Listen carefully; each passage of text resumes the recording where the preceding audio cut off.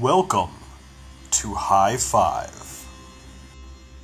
Top 5 disgusting facts of Roman everyday life. People wash their mouths out with urine. In ancient Rome, pee was such big business that the government had special taxes in place just for urine sales. There were people who made their living just from collecting urine. Some would gather it at public urinals. Others went door to door with a big vat and asked people to fill it up. They would use it in all sorts of ways. For example, they'd clean their clothes and pee. Workers would fill a bathtub full of clothing and pee, and then one person would be sent in to stomp all over the clothing to wash it out. In some areas, people used urine as a mouthwash, which they claimed kept their teeth shining white. You shared a sponge after pooping. Rome has been praised for its advances in plumbing. Their cities had public toilets and full sewage systems, something that later societies wouldn't share for centuries. That might sound like a tragic loss of an advanced technology, but as it turns out, there was a pretty good reason nobody else used Roman plumbing. The public toilets were disgusting. Archaeologists believe they were rarely, if ever, cleaned because they had been found to be filled with parasites. In fact, Romans going to the bathroom would carry special combs designed to shave out lice. The worst part came when you finished.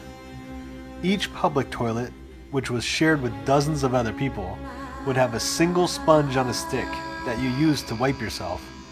The sponge would never ever get cleaned, and you shared it with everybody else there.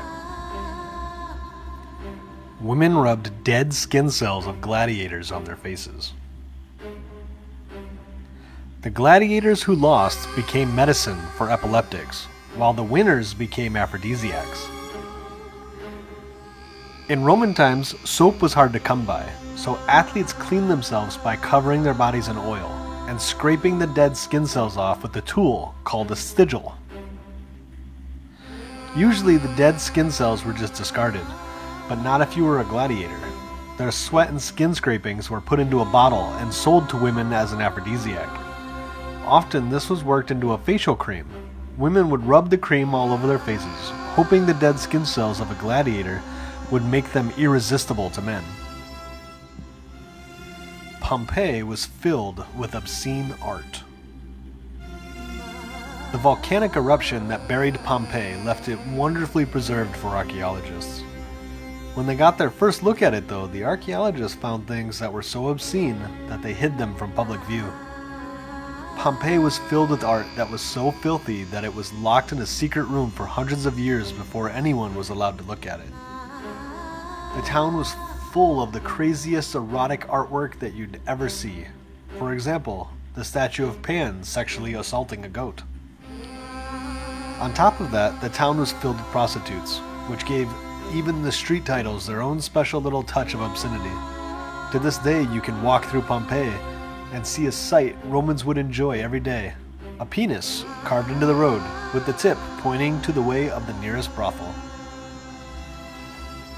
Romans vomited so that they could keep eating. Romans took excess to new levels. According to Seneca, Romans at banquets would eat until they couldn't anymore, and then vomit so they could keep eating. Some people threw up into bowls that they kept around the table, but others didn't let themselves get so caught up in the formalities. In some homes, people would just throw up right there on the floor and go back to eating. The slaves are the people you really need to feel sorry for though. Their jobs were terrible. Thank you for watching.